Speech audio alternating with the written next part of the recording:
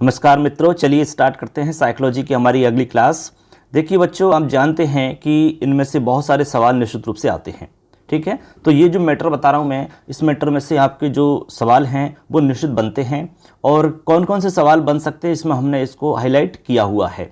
ठीक है, चाहे आप रीट की तैयारी करो, चाहे आप ग्रेड फर्स्ट की तैयारी करो, चाहे ग्रेड सेकंड की तैयारी करो, आपके लिए सबके लिए बहुत ही मोस्ट हैं ये नोट्स। ठीक है, तो चलिए हम स्टार्ट करते हैं। मनोवैज्ञानिकों की हम बात करेंगे। मनोवैज्ञानिकों की कौन कौन सी बुक्स हैं, कौन कौन से उनके जो विशेष काम हैं। ठीक है, इसके अलावा और क्या विशेष है उनका, उन्होंने क्या विशेष कार्य किया है मनोविज्ञान के क्षेत्र में, इनसे रिलेटेड आपके प्रश्न जरूर बनते हैं। तो इस वीडियो के अंतर्गत हमने वो सारे मनोवैज्ञानिक यहाँ पर संकलित किए हैं जो मेन है हमारे एग्जाम्स में पूछे जाते हैं। तो चलिए आज का वीडियो हम स्टार्ट कर लेते हैं। देखिए, प्रमुख मनोवैज्ञानिक सभी एग्जाम्स हेतु मोस्ट इंपॉर्टेंट नोट्स आपके ये हैं। तो चलिए फ्रेंड्स, हम सबसे पहले बात कर रहे हैं एक नंबर पे रूसो। देखिए यहाँ पे आपको दिख रहा होगा रूसो। तो इसमें रूसो से संबंधित क्या विशेष आपको ध्यान में रखना है वो मैंने यहाँ पर फैक्ट लिखे हैं। देखिए, शिक्षा के क्षेत्र में मनोवैज्ञानिक आंदोलन का सूत्रपात करने का श्रेय रूसो को जाता है। मान लो प्रश्न आपका आ जाता है कि शिक्षा के क्षेत्र में मनोवैज्ञानिक आंदोलन का सूत्रपात करने का श्रेय किसे दिया जाता है, तो आपका जो आंसर होगा वो होगा रूसो। क्या होगा? रूसो। यानी कि सीधा मतलब हुआ इसका कि शिक्षा के क्षेत्र में मनोवैज्ञानिक आंदोलन, यानी मनोवैज्ञानिक जो आंदोलन चलाया जिसका सूत्रपात जिन्होंने किया है वो रूसो हैं। आगे है, देखिए यहाँ पर सेकंड नंबर पे, रूसो ने अपनी पुस्तक ईमाइल में काल्पनिक बालक की शिक्षा का वर्णन किया है। ठीक है, जैसे मान लो आपको एक प्रश्न तो ये बन जाता है कि रूसो की जो पुस्तक है उसका क्या नाम है? ईमाइल पुस्तक है। ठीक है, ईमाइल जो पुस्तक है रूसो की, उसमें क्या मतलब बताया गया है या किसका विशेष वर्णन है उसमें, तो आपको लिखना होगा काल्पनिक बालक की शिक्षा का वर्णन इसमें किया गया है। यानी कि जो काल्पनिक बालक उन्होंने माना है कोई भी, उस काल्पनिक बालक मान के उन्होंने शिक्षा का वर्णन किया है कि जो बालक है उसकी शिक्षा किस तरह की होनी चाहिए। ठीक है, कौन कौन सी बातें उसमें ऐड होनी चाहिए, किस तरह की शिक्षा बालक के लिए अनिवार्य रूप में होनी ही चाहिए और कौन कौन सी बातों का ध्यान वहाँ रखना होता है, ये सारी बातों को वहाँ पर उन्होंने लिखा है। तो ऐसे करके हमने दो फैक्ट लिखे, मोस्ट इंपॉर्टेंट फैक्ट हैं जो रूसो से संबंधित हैं। ठीक है, तो ये आपको ध्यान में रखने होंगे, रूसो से रिलेटेड यहाँ से आपके प्रश्न बन सकते हैं। फ्रेंड्स, हमने यहाँ पर केवल वो ही तथ्य शामिल किए हैं जो आपके एग्जाम्स में पूछे जाते हैं और पूछे गए हैं और पूछे जा सकते हैं। ठीक है, इस तरह से आपको इनको याद रखना होगा। आगे चलिए फ्रेंड्स, हमारे सेकंड नंबर पे है, देखिए वुंट। वुंट का जो पूरा नाम रहेगा वो है विलियम मैक्सिमिलियन वुंट। ठीक है, याद रखना है, विलियम मैक्सिमिलियन वुंट।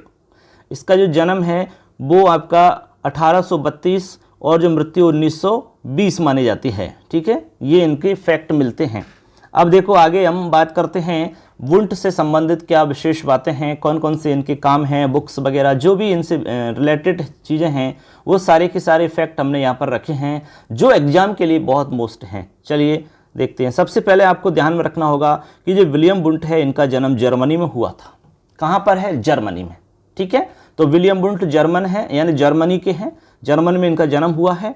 आगे देखो इन्होंने क्या विशेष किया है, यहाँ लिखा है 1875 में वुंट की नियुक्ति लिप्जिंग विश्वविद्यालय में दर्शन शास्त्र विभाग के अध्यक्ष के पद पर हुई।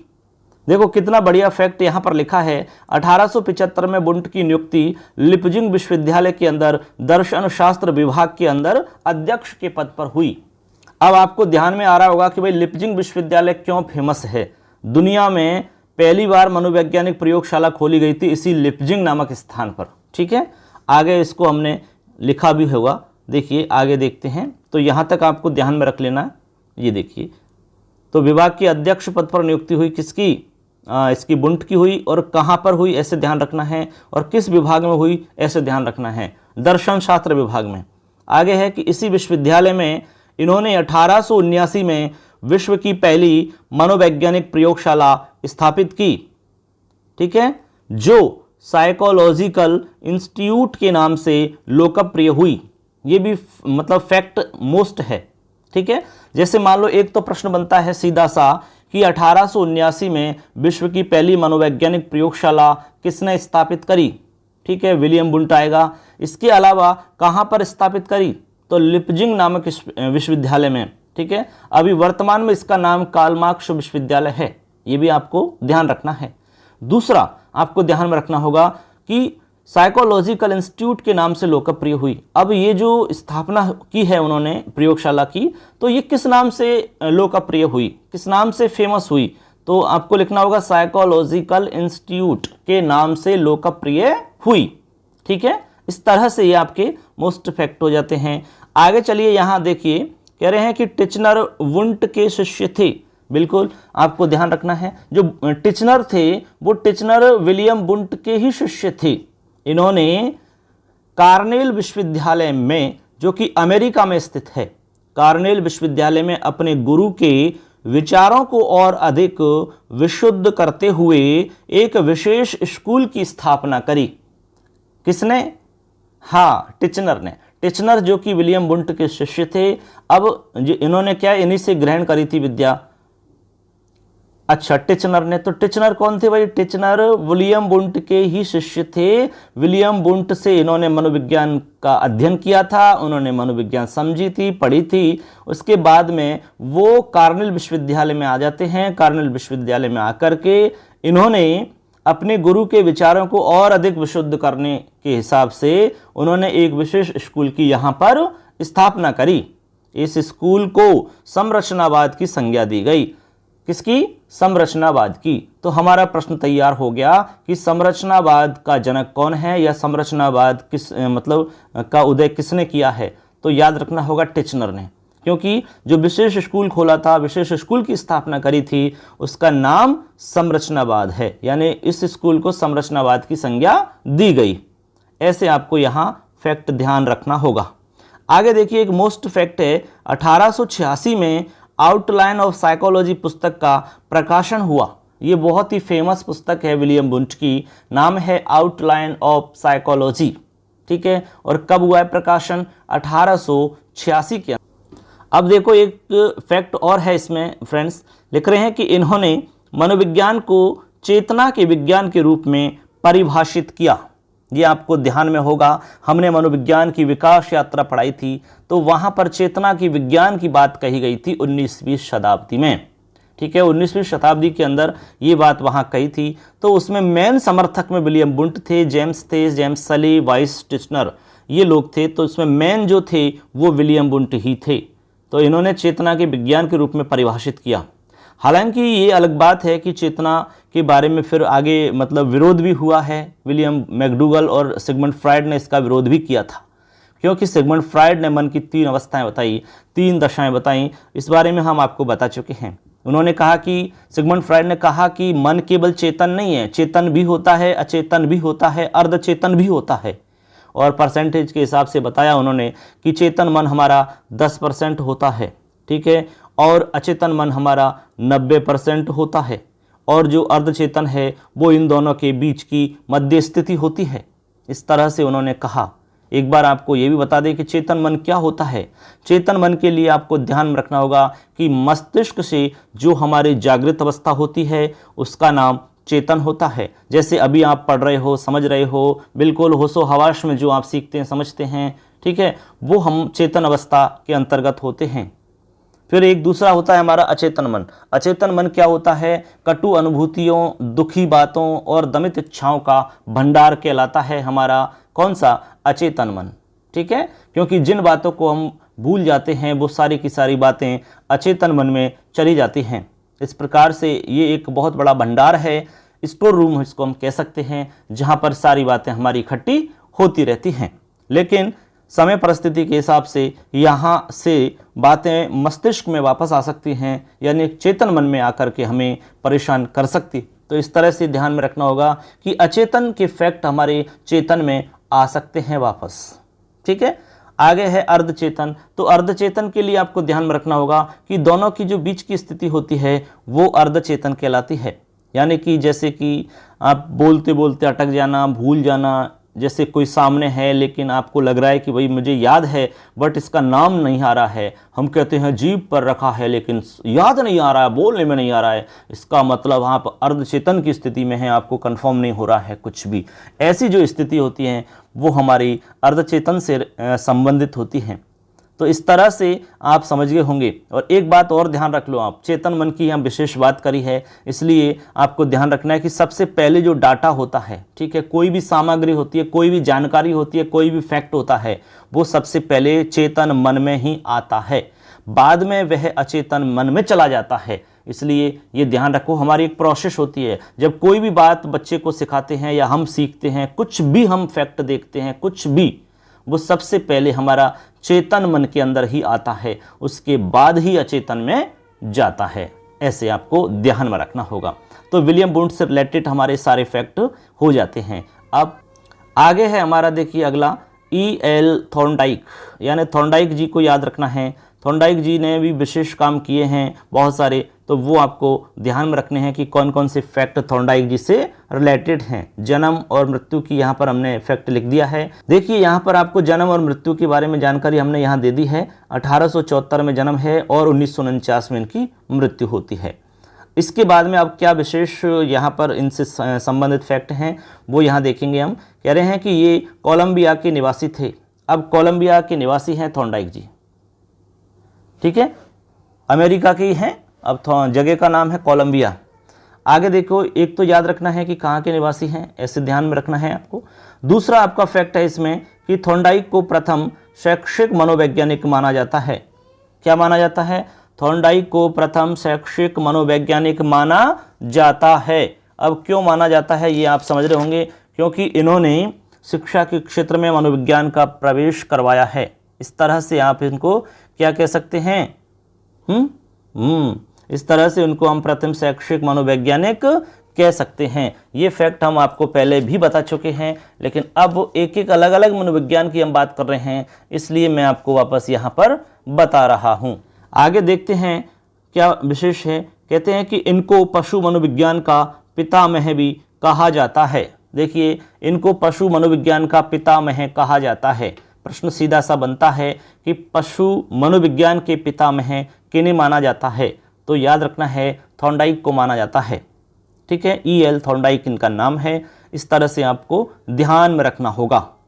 आगे इन्होंने प्रयास एवं त्रुटि के सिद्धांत को प्रतिपादित किया है, जो कि बहुत ही फेमस है। प्रयास एवं त्रुटि जो बिल्ली के ऊपर प्रयोग किया जाता है, बिल्ली को बॉक्स में बंद कर दिया जाता है, भूखी बिल्ली मछली सामने टांग दी जाती है, उछल कूद करती है, बाहर निकलती है, खटका खुलता है, इस तरह का एक प्रयोग होता है। ये हम अधिगम के टॉपिक में डिटेल से सारी चीज़ें पढ़ेंगे। तो यहाँ पर आपको केवल ये ध्यान रखना है कि इन्होंने प्रयास एवं त्रुटि का सिद्धांत भी प्रतिपादित किया। ये पशु मनोविज्ञान के पिता में भी कहे जाते हैं और इनको प्रथम शैक्षिक मनोवैज्ञानिक भी माना जाता है। तो ये विशेष फैक्ट थे हमारे थॉर्नडाइक जी से रिलेटेड, ये आपको ध्यान रखने होंगे। इनमें से प्रश्न आपका निश्चित रूप से बन जाता है। आप ये मत सोचो कि भाई ये सिलेबस में नहीं है, ऐसा नहीं है। सिलेबस में ये निश्चित रूप से हैं। आप जब पेपर देखोगे, चाहे कोई भी पेपर उठा के देख लो, इनमें से आपके सवाल जरूर बनते हैं निश्चित रूप से, क्योंकि बहुत सारे टॉपिक्स मतलब ऐसे भी आते हैं, बहुत सारे फैक्ट ऐसे भी आते हैं जो डायरेक्ट आपके सिलेबस में नहीं दिखते हैं। क्योंकि आपको ये समझना होता है कि सिलेबस से रिलेटेड कुछ चीज़ें एक्स्ट्रा होती हैं जो आपके एग्जाम में पूछी जाती हैं, वो हम यहाँ बता रहे हैं आपको सीरियल वाइज। चलिए आगे देखते हैं। आगे है हमारे E.B. टिचनर। अब हम टिचनर के बारे में बात कर रहे हैं। E.B. टिचनर से रिलेटेड क्या विशेष फैक्ट हैं, देखिए। सबसे पहले ध्यान में रखना होगा 1867 में जन्म और 1927 में मृत्यु। फिर आगे याद रखना है आपको, जन्म इनका हुआ है इंग्लैंड में, ठीक है। तो E.B. टिचनर कहाँ के? इंग्लैंड के हैं। अब देखो आगे हम देखते हैं इनसे संबंधित एक एक फैक्ट को। कह रहे हैं कि अमेरिका के कार्नेल विश्वविद्यालय में संरचनावाद की स्थापना इन्होंने की है।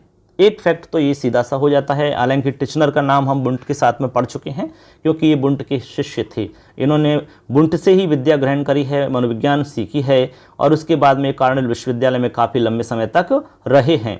तो कार्नेल विश्वविद्यालय अमेरिका के अंदर ही है। इन्होंने संरचनावाद की स्थापना यहाँ पर की थी, ठीक। तो प्रश्न बनता है कि संरचनावाद की स्थापना किसने की है? तो आपको ध्यान में रखना होगा, किसने? टिचनर ने, जो कि टिचनर आपके विलियम बुंट के शिष्य हैं। आगे देखिए फ्रेंड्स, यहाँ हम देखते हैं टिचनर ने एक शोध पत्र भी प्रकाशित किया था जिसका शीर्षक था, अब उसका क्या शीर्षक था, किसका, शोध पत्र का, इसका शीर्षक याद रखना होगा आपको। देखिए यहाँ लिखा हुआ है the postulates of structural psychology, ठीक है, the postulates of structural psychology, ये इसके इस शोध पत्र का शीर्षक था, ठीक है। तो आपको शीर्षक का याद नाम, तो इस तरह से आपको यहाँ पर शीर्षक का नाम ध्यान रखना होगा। आगे है कि बुंट के समान टिचनर ने भी अंतर्निरीक्षण तथा प्रयोग को मनोविज्ञान की मुख्य विधि माना है। यानी कि जो बुंट हैं उन बुंट ने भी अंतर्निरीक्षण और प्रयोग की जो विधियां हैं उनको मुख्य विधि माना है। इसी तरह टिचनर ने भी माना है, क्योंकि आप जानते हैं कि टिचनर भी बुंट के ही शिष्य हैं, इसलिए उनमें बहुत सारी चीज़ें तो समानता आपको मिलेगी।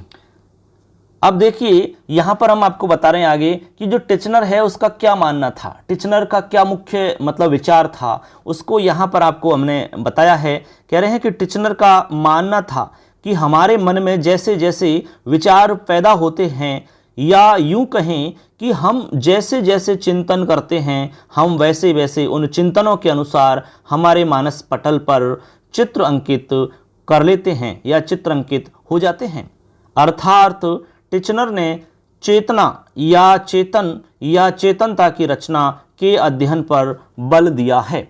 तो सिंपल इन्होंने जो विशेष रूप से बात करी है वो ये करी है कि हम जैसे जैसे विचार पैदा हमारे दिमाग में होते हैं, हम यूँ कह सकते हैं कि जैसे जैसे चिंतन करते हैं वैसे वैसे उन चिंतनों के अनुसार हमारे मानस पटल पर चित्र बन जाता है। यानी आप जिस तरह से सोचोगे, ठीक है, चाहे आप किसी भी मैटर में सोच रहे हैं, हमारा ये छोटा सा दिमाग है, इसके बारे आप किसी के बारे में सोच रहे हैं कुछ भी, ठीक है, जैसे मान लो आप एग्जाम दे रहे हैं तो एग्जाम के बारे में आप सोचने लगे तो यूँ कह, हमने बताया ना, यूँ कह सकते हैं कि हम जैसा जैसा सोचते हैं, जैसा जैसा हम देखते हैं, उसी तरह का चित्र हमारे दिमाग पर, मस्तिष्क के पटल पर वो बन जाता है, अंकित हो जाता है। कुल मिला के चेतन की यहाँ पर बात की गई है, ठीक है। ऐसे आगे देखिए, आगे कह रहे हैं कि टिचनर ने अमेरिका के कार्नेल विश्वविद्यालय में 35 वर्षों तक मनोविज्ञान में सक्रिय योगदान दिया है। यानी कि ये कार्नेल विश्वविद्यालय में काफ़ी लंबे समय तक रहे हैं, ठीक है, लगभग 35 वर्ष बता रहे हैं कि 35 वर्ष तक ये सक्रिय रहे हैं यहाँ पर।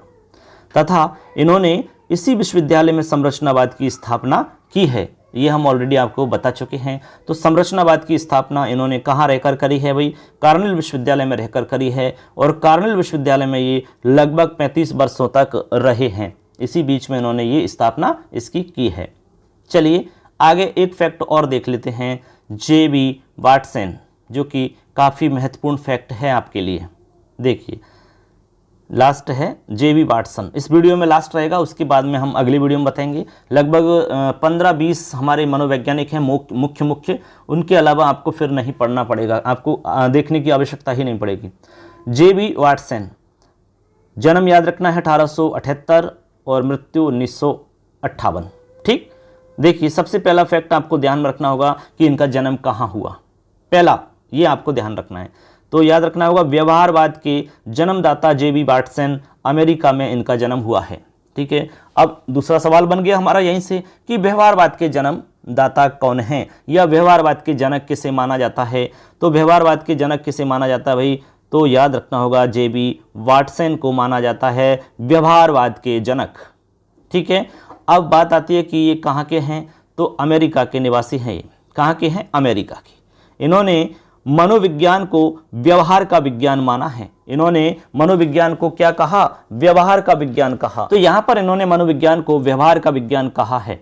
अब व्यवहार के विज्ञान को आप दिमाग में याद रखिए कि व्यवहार के विज्ञान की बात कब की गई, यानी कि जब आपने विकास यात्रा मनोविज्ञान की पढ़ी होगी तो उसमें चौथे चरण में हमने आपको बताया था कि चौथे चरण में अर्थात 20वीं सदी के आरंभ से लेकर के अब तक मनोविज्ञान को व्यवहार का विज्ञान माना गया। इसमें जो समर्थन करने वाले लोग थे उसमें मेन तो आपके वाटसन जी का नाम आता है, क्योंकि व्यवहारवाद के जनक यही माने जाते हैं, ठीक है। इसके अलावा और भी समर्थक में थॉर्नडाइक हैं, वुडवर्थ हैं, मैकडूगल हैं, स्किनर है, पिल्सबरी हैं, और अन्य जितने भी अब व्यवहारवादी लोग हो रहे हैं वो सब इसके अंतर्गत आ जाते हैं। कोई भी इस कथन का विरोध करने वाला नहीं हुआ, तो इस तरह से आपको ध्यान रखना होगा कि वाटसन ने मनोविज्ञान को व्यवहार का विज्ञान माना है, ये अमेरिका के रहने वाले हैं। ठीक है, अब व्यवहार के विज्ञान के विषय में आपको ज़्यादा बताने की आवश्यकता नहीं है, क्योंकि हम आपको विकास यात्रा के टॉपिक में काफ़ी डिटेल से ऑलरेडी बता चुके हैं। ठीक है, आगे तो फ्रेंड्स, आपको व्यवहार का विज्ञान क्या है इसके विषय में थोड़ा सा ध्यान रख लेना है। आप जानते हैं कि हम बालक के व्यवहार के बारे में पहले अध्ययन करते हैं, बच्चे का व्यवहार को समझते हैं, बच्चे का व्यवहार कैसा है कैसा नहीं है, उसमें कौन कौन से परिवर्तन हमें करने चाहिए। ठीक है, तो कुल मिला के आप यहाँ समझ गए होंगे कि जो मनोविज्ञान है उसमें विशेष रूप से व्यवहार का अध्ययन ही किया जाता है। चाहे बालक की बात करो, चाहे आप व्यक्ति की बात करो, चाहे किसी की भी बात करो, उसके व्यवहार को देख करके, उसके व्यवहार को पढ़ करके, समझ करके हम आगे जो भी करना होता है वो सारे फैक्ट हम तैयार करते हैं, डाटा इकट्ठे करते हैं, आंकड़े इकट्ठे करते हैं, उसके बाद मूल्यांकन इत्यादि का काम करते हैं। तो व्यवहार ही सर्वोपरि है, व्यवहार से ही सब कुछ पता लग जाता है। ऐसे आगे चलिए, आगे देखते हैं। कह रहे हैं कि मनोविज्ञान का उद्देश्य व्यवहार की व्याख्या करना, उस पर नियंत्रण और उसके विषय में भविष्यवाणी करना है। यानी जो मनोविज्ञान है, इस मनोविज्ञान का जो मुख्य उद्देश्य की हम बात करें तो इसका मुख्य उद्देश्य माना जाएगा व्यवहार की व्याख्या करना, यानी कि व्यवहार क्या है। ठीक है, किस प्रकार का व्यवहार होना चाहिए, व्यवहार में परिवर्तन, जो अपेक्षित व्यवहारगत परिवर्तन है वो किस तरह से हम कर सकते हैं। व्यवहार में परिवर्तन होना ही अधिगम होता है इस तरह से। ठीक है, जैसे मान लो कोई बालक गलत कार्य कर रहा था, ठीक है, अब उसको हमने समझाया, बताया, उसको समझ हुई और वो व्यवहार में परिवर्तन करके आगे बढ़ रहा है, इसका मतलब है उसके व्यवहार में परिवर्तन हुआ, अर्थात उसको अधिगम हो गया। तो व्यवहार की व्याख्या यहाँ की गई है, उस पर किस तरह से नियंत्रण हम कर सकते हैं व्यवहार पर। ठीक है, और उसके विषय में भविष्यवाणी भी की जा सकती है। बालक के व्यवहार को देख करके, बालक के व्यवहार को समझ करके, पढ़ करके अच्छे से आप बता सकते हो उसके भविष्य के बारे में कि इसका भविष्य किस तरह का हो सकता है। ये आप केवल व्यवहार को देखकर ही बता सकते हैं। ठीक है, इस तरह से आगे कह रहे हैं कि वाटसन ने पशुओं पर अपना प्रयोगात्मक शोध कार्य किया तथा एडोल्फ मेयर के साथ मिलकर के बच्चों पर विभिन्न शोध कार्यक्रम आयोजित भी किए हैं इन्होंने। ठीक है, ऐसे तो ज़्यादातर जो प्रयोगात्मक शोध काम किया है वाटसन ने वो पशुओं के ऊपर किया है। और आगे कह रहे हैं कि जो एक एडोल्फ मेयर हैं, ठीक है, एडोल्फ मेयर के साथ मिलकर के इन्होंने बच्चों पर विभिन्न शोध कार्यक्रम आयोजित किए हैं। ऐसे आपको ये दो फैक्ट यहाँ पर ध्यान में रखने होंगे। आगे कह रहे हैं यहाँ पर देखिए, बहुत ही मोस्ट इम्पॉर्टेंट फैक्ट आपको ध्यान में रखना होगा।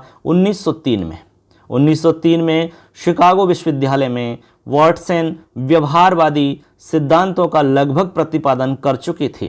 ठीक है, यानी कि 1903 में शिकागो विश्वविद्यालय के अंदर, अमेरिका की बात है, वाटसन व्यवहारवादी जो सिद्धांत थे उनके, क्योंकि व्यवहारवाद के जनक हैं ये, तो व्यवहारवाद से रिलेटेड जितने भी सिद्धांत थे उनका लगभग प्रतिपादन वो कर चुके थे। लेकिन उनके गुरु एंजिल ने, तो यहाँ देखो आपको ध्यान रखना है कि वो उनके गुरु कौन है, एंजिल, उनके गुरु हैं एंजिल। तो इन्होंने ऐसा करने से यह कहकर के रोक दिया कि इस तरह के सिद्धांत सिर्फ पशुओं के लिए सही हो सकते हैं, मनुष्यों के लिए नहीं। ऐसा कह करके उन्होंने उसको रोक दिया, क्योंकि ज़्यादातर जो काम इन्होंने किया था वो पशुओं पर ही उन्होंने काम किया था। जितने भी प्रयोगात्मक शोध उन्होंने किए थे, रिसर्च किए थे, वो ज़्यादातर पशुओं के ऊपर ही थे उनके। तो यहाँ पर वो प्रतिपादन कर चुके थे, लगभग सब कुछ कंप्लीट था। लेकिन उनके गुरु जो एंजिल्स जी थे उन्होंने ऐसा कह कर के रोक दिया कि भाई आपके जितने भी प्रयोग हैं वो पशुओं के संबंध में हैं, तो ये सारे के सारे पशुओं के लिए सही हो सकते हैं, मनुष्यों के लिए नहीं। ऐसा कह कर के उन्होंने इस समय तो रोक दिया। ठीक है, ऐसे आगे देखिए, आगे कह रहे हैं कि 1912-13 में कोलंबिया विश्वविद्यालय में व्यवहारवादी सिद्धांतों पर पुनः विस्तृत व्याख्या दी, जिसकी अंतर्वस्तु को 1912-13 में साइकोलॉजिकल रिव्यू में एक विशेष शीर्षक के साथ में उसको व्यक्त किया, प्रकाशित किया। अब वो शीर्षक क्या था, ध्यान में रखना है, psychology is the behaviourist views it. ये क्या नाम था, शीर्षक का नाम था। इसके तहत में इसको प्रकाशित किया। कुल मिलाकर के व्यवहारवाद को यहाँ पर प्रकाशित कर दिया गया है, प्रतिपादन उसका हो चुका। पहले 1903 में तो उसको रोक दिया गया था। लेकिन यहाँ 1912-13 में कोलंबिया विश्वविद्यालय में व्यवहारवादी सिद्धांतों पर पुनः से विस्तृत व्याख्या की गई। यहाँ पर पुनः एक यहाँ पर मीटिंग इससे रिलेटेड रखी गई थी और यहाँ पर उसको यहाँ कुल मिलाकर के एक विशेष शीर्षक के साथ में उसको यहाँ प्रतिपादित कर दिया, प्रकाशित कर दिया गया। शीर्षक का नाम आप ध्यान रख सकते हैं, psychological is the behaviourist views it. ये आपको ध्यान में रखना है। आगे कह रहे हैं कि यहीं से व्यवहारवाद का औपचारिक शुभारंभ माना जाता है। यहीं से व्यवहारवाद का शुभारंभ हो जाता है। औपचारिक रूप से जो व्यवहारवाद का शुभारंभ मानते हैं वो यहीं से मानते हैं, कोलंबिया विश्वविद्यालय से, जिसे कह रहे हैं कि जिसे मनोविज्ञान में सामान्यतः व्यवहारवादियों का लोक घोषणा पत्र माना जाता है या कहा जाता है, जिसको लोक घोषणा पत्र की जगह कई बार मैनिफेस्टो भी आ सकता है। तो ये प्रश्न आपका काफ़ी महत्वपूर्ण प्रश्न है कि व्यवहारवाद को औपचारिक शुभारंभ कहाँ से माना जाता है। पहला तो ये कोलंबिया विश्वविद्यालय से। तो इस तरह से आप यहाँ पर याद रख सकते हैं कि व्यवहारवाद का औपचारिक शुभारंभ आपका कहाँ से माना जाता है भाई, वो माना जाता है कोलंबिया विश्वविद्यालय से। और जो शीर्षक हमने बताया था कि किस शीर्षक से माना जाता है, तो psychology is the behaviourist views it, इस शीर्षक से माना जाता है, जिसे मनोविज्ञान में सामान्यतः व्यवहारवादियों का लोक घोषणा पत्र कहा जाता है। प्रश्न आ जाता है कि व्यवहारवादियों का लोक घोषणा पत्र अर्थात मैनिफेस्टो किसे माना जाता है, तो आपको बताना होगा psychological is the behaviourist views it को माना जाता है, क्योंकि इसी शीर्षक से इन्होंने अपने व्यवहारवादी सिद्धांतों की व्याख्या करी है। ये आपको ध्यान रखना होगा। आगे कह रहे हैं 1914 में इनकी पुस्तक प्रकाशित हुई है, behaviour an introduction to comparative psychology. इस नाम से पुस्तक इनकी प्रकाशित हुई है। तो इस तरह से इनकी पुस्तक का आपको नाम याद रखना होगा यहाँ पर, और 1914 में प्रकाशित हुई है। पुस्तक का नाम दोबारा सुन लो, behaviour an introduction to comparative psychology. ये पुस्तक प्रकाशित हुई है। इस पुस्तक में उन्होंने पशुओं पर किए गए प्रयोगात्मक अध्ययनों का विस्तृत वर्णन किया है। जितने भी उन्होंने प्रयोगात्मक अध्ययन किए हैं पशुओं से रिलेटेड, वो सारे के सारे उन्होंने इस पुस्तक में बताए हैं। ठीक है, ऐसे तो विशेष बात है कि पुस्तक का नाम ध्यान रखना होगा आपको। आगे इसमें एक दो फैक्ट और हैं। मनोवैज्ञानिकों का वह समूह जिसने वाटसन के व्यवहारवाद के तहत में रहते हुए उनके मनोविज्ञान को उन्नत बनाने की कोशिश की, उसे उत्तरकालीन व्यवहारवाद कहा गया।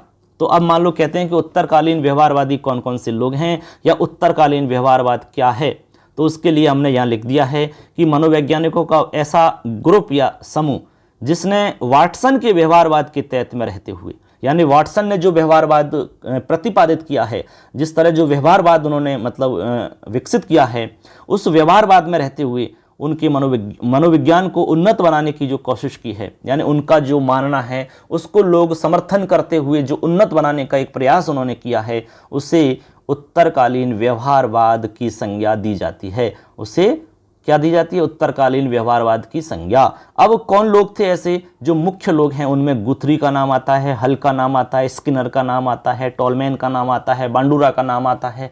ऐसे बहुत सारे लोग हैं हमारे जो इसको मानते हैं, उत्तर व्यवहारवादी वो कहलाते हैं। तो इस तरह से मित्रों हमने यहाँ पर आपको आज इस वीडियो में 5 मनोवैज्ञानिकों के बारे में बताया। इनसे रिलेटेड कौन कौन से विशेष फैक्ट हैं जो आपके एग्जाम में पूछी जा सकते हैं।